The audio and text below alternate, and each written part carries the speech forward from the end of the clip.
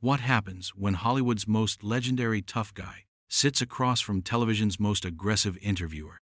You won't believe what unfolds when Clint Eastwood faces off against George Stephanopoulos in what witnesses are calling the most explosive television confrontation in decades.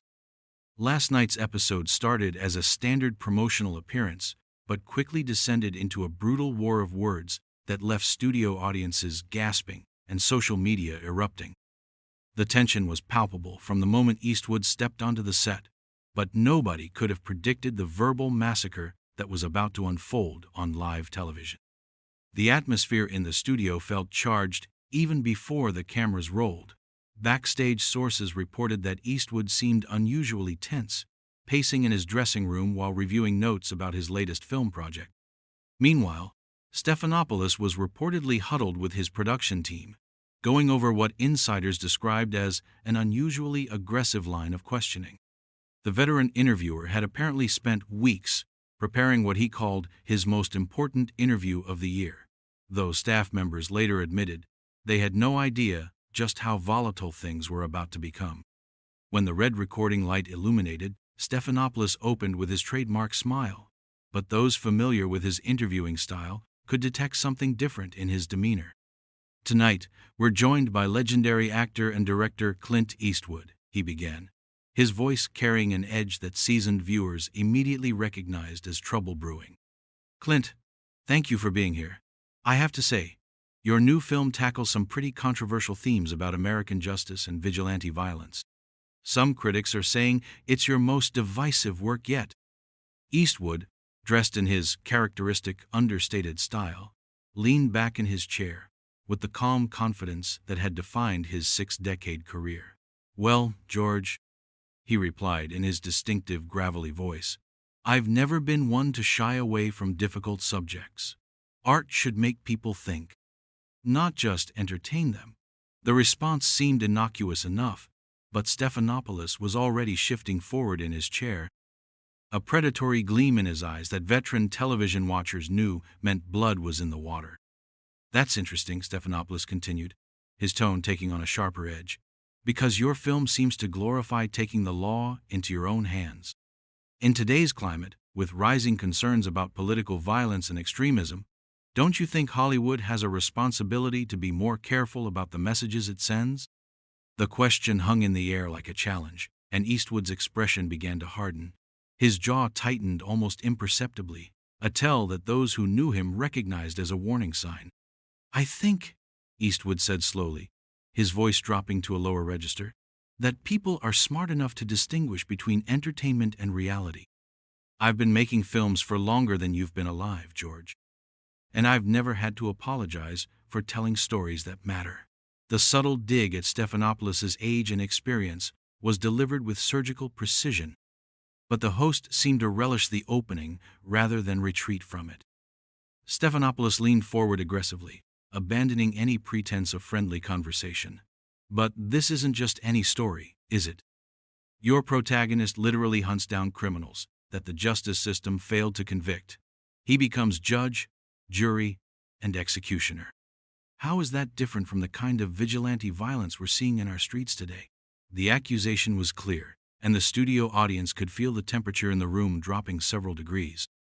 Eastwood's eyes narrowed, and for a moment, the decade seemed to fall away, revealing the steely intensity that had made him one of cinema's most formidable presences. "Are you seriously suggesting that I'm responsible for real-world violence because I made a movie?" he asked, his voice carrying a dangerous quiet that made everyone in the studio hold their breath. "That's not journalism, George. That's political grandstanding, and frankly, it's beneath you." The insult landed like a physical blow, and Stephanopoulos' composure cracked for just an instant before his media training kicked back in. But instead of backing down, he doubled down with the kind of aggressive pursuit that had made him both famous and infamous in equal measure. "I'm asking legitimate questions about the responsibility of influential figures like yourself," he shot back. "When someone with your platform creates content that could inspire copycat behavior, shouldn't there be some accountability?" "Accountability?" Eastwood repeated, his voice rising slightly for the first time. "You want to talk about accountability?" Let's talk about the accountability of so-called journalists who twist every story to fit their predetermined narrative. You didn't invite me here to discuss my film, George. You brought me here to ambush me with your political agenda. The accusation cut through the studio like a knife, and the production crew could be seen exchanging nervous glances as they realized this interview was spiraling completely out of control. Stephanopoulos' mask slipped entirely now, his professional veneer giving way to barely contained fury. That's rich coming from someone who spent the last decade making increasingly political statements, he snapped. You can't have it both ways, Clint. You can't claim your work is apolitical while simultaneously pushing a clear ideological message. The host was now fully committed to his attack, seemingly oblivious to how badly he was coming across to the viewing audience. The legendary actor's response was delivered with the kind of cold precision that had made his on-screen presence so memorable. My work speaks for itself, and it's spoken for over 60 years. Your work, on the other hand, seems to consist mainly of attacking guests who don't share your worldview. Maybe you should spend less time trying to create controversy and more time learning how to conduct a proper interview. The put-down was devastating in its simplicity, and the studio audience's collective intake of breath was audible even through the television speakers. But rather than retreat, Stephanopoulos seemed to interpret the criticism as license to escalate further. His next words would prove to be the point of no return, the moment when a tense but manageable interview transformed into something far more explosive and ultimately destructive. Let's be honest about what this really is, Stephanopoulos said, his voice dripping with contempt. This isn't art. It's propaganda. You're using your celebrity status to promote dangerous fantasies about taking justice into your own hands. And frankly, at your age, maybe it's time to consider whether you're still capable of understanding the impact your work has on society. The personal attack on Eastwood's age and mental capacity sent shockwaves through the studio, with several crew members visibly recoiling at the brutality of the assault. The silence that followed was deafening. Eastwood sat perfectly still for what felt like an eternity, his legendary self-control the only thing preventing an immediate explosion. When he finally spoke, his voice was barely above a whisper, but it carried the weight of barely contained fury. Did you just question my mental capacity on national television? The question was delivered with such quiet menace that even Stephanopoulos seemed to realize he had crossed a line that couldn't be uncrossed. But instead of backing down or offering an apology, the host doubled down with the kind of reckless abandon that would define his downfall. I'm questioning whether someone who consistently glorifies violence and vigilante justice should continue to have a platform in today's America, he replied, his voice rising with self-righteous indignation. Your movies used to entertain people. Now they seem designed to radicalize them. Eastwood's transformation was instantaneous and terrifying. The laid-back Hollywood legend vanished, replaced by something far more dangerous and primal. You arrogant little man, he said, his voice cutting through the studio like a blade. You sit behind your desk, playing journalist, thinking you have the right to lecture your betters about morality and responsibility. You wouldn't last 5 minutes in the real world that my characters inhabit. The personal nature of the attack clearly rattled Stephanopoulos, but rather than de-escalate, he seemed determined to prove his dominance. The real world doesn't need more violence, Clint. It needs people willing to stand up and say that enough is enough. Maybe if more people in Hollywood had the courage to call out dangerous messaging instead of hiding behind artistic freedom, we wouldn't have the problems we have today. The accusation that Eastwood was somehow contributing to society's problems was the equivalent of throwing gasoline on an already raging fire. Dangerous messaging? Eastwood repeated, his voice now carrying the full weight of his considerable presence. You want to talk about dangerous messaging? How about a so-called journalist who ambushes guests with gotcha questions and personal attacks? How about someone who uses their platform to silence voices they disagree with? That's not journalism, George. That's authoritarian propaganda, and it's everything that's wrong with media today. The accusation of authoritarianism clearly struck a nerve, and Stephanopoulos' composure finally cracked completely. Don't you dare lecture me about journalism, he snarled, abandoning any pretense of professional behavior. I've been doing this job since before you decided to become a political activist masquerading as an entertainer. At least I'm honest about my beliefs, instead of hiding behind fictional characters. Honest? Eastwood laughed. But there was no humor in the sound. There's nothing honest about what you're doing here tonight. You brought me on this show under false pretenses, then launched a coordinated attack designed to destroy my reputation. That's not honest journalism, George. That's character assassination, and you're too much of a coward to own up to it. The word coward hit Stephanopoulos like a physical blow, and his response revealed just how far he was willing to go in his quest for television dominance. I'm a coward? I'm not the one who spent decades making movies about solving problems with violence instead of engaging with the real world. At least I have the courage to confront difficult truths instead of retreating into fantasy. Eastwood leaned forward in his chair, his eyes boring into his host with an intensity that made the studio cameras seem inadequate for capturing the moment. Difficult truths? You wouldn't recognize a difficult truth if it walked up and introduced itself. You live in a bubble of self-righteousness, surrounded by people who tell you what you want to hear. The only fantasy here is your delusion that you're some kind of moral authority. Better a moral authority than a moral vacuum, Stephanopoulos shot back, his voice cracking with strain. Your movies promote a worldview where might makes right, where problems are solved with guns instead of laws. How many people have to die before you admit that your entertainment has real-world consequences? The accusation that his work had contributed to actual deaths pushed Eastwood past any remaining boundaries of civility. You sanctimonious piece of garbage, he said, his voice dropping to a growl that made everyone in the studio lean back instinctively. You're actually blaming me for murder? You're sitting there on national television, suggesting that I'm responsible for people dying? Stephanopoulos seemed to realize he had ventured into truly dangerous territory, but rather than retreat, he pressed forward with the kind of journalistic aggression that had once made his reputation but was now threatening to destroy it. I'm asking whether you take any responsibility for the cultural climate your work has helped create. When people watch your movies and see violence portrayed as heroic, as the ultimate solution to injustice, what message do you think that sends? The message it sends, Eastwood replied, his control finally beginning to slip entirely, is that sometimes good people have to stand up to evil, even when institutions fail them. But you wouldn't understand that, would you, George? You've never had to stand up for anything in your life except your precious ratings.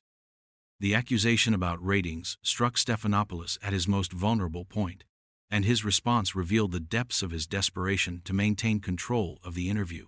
Ratings? He laughed bitterly. This isn't about ratings, Clint. This is about accountability.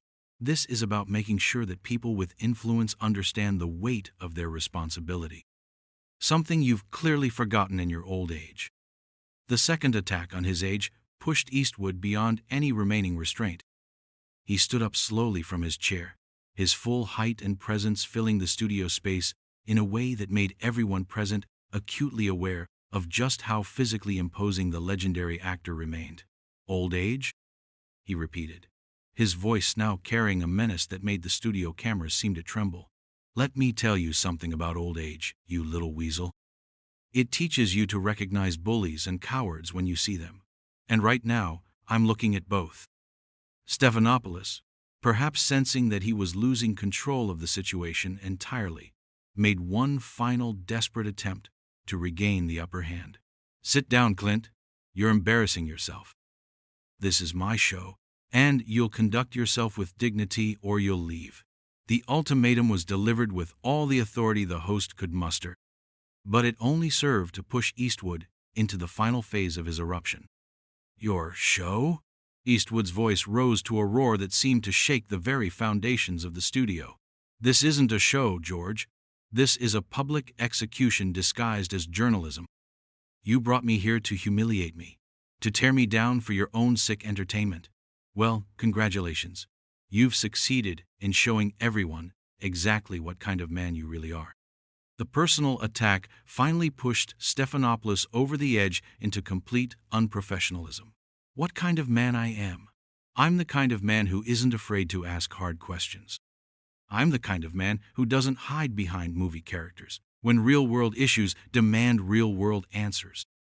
Maybe if you spent less time playing cowboys and more time living in reality, you'd understand the difference.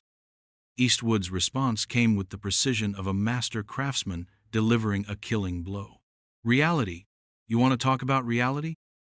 The reality is that you're a failed politician who couldn't cut it in the real world, so you became a television host where you can play out your power fantasies by bullying guests.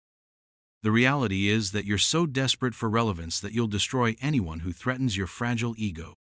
The reality is that you're everything that's wrong with modern media wrapped up in one pathetic package. The systematic destruction of Stephanopoulos' credibility and character left the host visibly shaken, but he made one final, catastrophic attempt to salvage his dignity. You're finished, Eastwood. After tonight, everyone will see you for what you really are. A washed-up has-been who can't handle legitimate criticism. Your career is over. The threat was the final straw that broke Eastwood's legendary composure completely. My career is over, he said, his voice dropping to a whisper that somehow carried more power than any shout. George, my career was legendary before you were even born. I've entertained millions of people, created art that will outlast both of us, and earned the respect of everyone who matters in this industry. What have you done? You've spent your life as a professional parasite, feeding off the accomplishments of your betters. Stephanopoulos, now completely unhinged, made his final and most devastating mistake. At least I haven't spent my career promoting violence and vigilante justice. At least I'm not responsible for inspiring the kind of toxic masculinity that's destroying our culture. History will remember you as a relic of a more primitive time. The accusation about toxic masculinity and cultural damage pushed Eastwood into his final, definitive response. History? He said, standing at his full height and looking down at the host with undisguised contempt. History will remember me as someone who stood for something, who created art that mattered, who never compromised his principles for popularity or political correctness. History will remember you as a footnote, a cautionary tale about what happens when journalism becomes activism and integrity becomes a luxury you can't afford. Eastwood began removing his microphone with deliberate precision, each movement calculated to maximize the dramatic impact of his departure. You know what the real tragedy is here, George? You had a chance to conduct a real interview with someone who's actually lived an interesting life. Instead, you chose to turn it into a political hit job because you're too small-minded to appreciate anything beyond your own narrow worldview. Stephanopoulos made one last desperate attempt to maintain some semblance of control. You can't just walk out. We're live on television. You have an obligation to finish this interview. The pleading tone in his voice revealed just how completely the power dynamic had shifted, but Eastwood was beyond caring about television protocol. Obligation? Eastwood laughed, the sound carrying years of accumulated wisdom and hard-earned confidence. My only obligation is to myself and to the people who respect me enough to judge my work on its merits, rather than twist it to serve their political agenda. You've shown me no respect tonight, George. Why should I show you any? The legendary actor began walking toward the studio exit, his movements deliberate and dignified despite the chaos erupting around him. You want to know what real strength looks like? He called back over his shoulder. It's knowing when to walk away from people who aren't worth your time. Enjoy your ratings, George. I hope they were worth destroying whatever credibility you had left. Stephanopoulos, now completely exposed as the petty tyrant he had always been, made one final, pathetic attempt to have the last word. This isn't over, Eastwood. The public will hear about your behavior tonight. They'll know what kind of person you really are. But his words fell on empty air as Eastwood disappeared through the studio doors without looking back. The silence that followed was deafening. The studio audience sat in stunned disbelief, having witnessed what would undoubtedly become one of the most talked-about television moments in recent memory. Camera operators continued filming the empty chair where Eastwood had been sitting, while Stephanopoulos sat alone at his desk, his face a mask of barely contained fury and humiliation. The host attempted to regain his composure for the remaining cameras, but the damage had been done. His credibility lay in ruins, his professional reputation shattered by his own actions. As the show cut to commercial break, the only sound in the studio was the quiet murmur of crew members discussing what they had just witnessed, many of them already reaching for their phones to share the incredible story of how Clint Eastwood had just destroyed George Stephanopoulos on live television with nothing more than truth, dignity, and the kind of authentic strength that can't be faked or manufactured.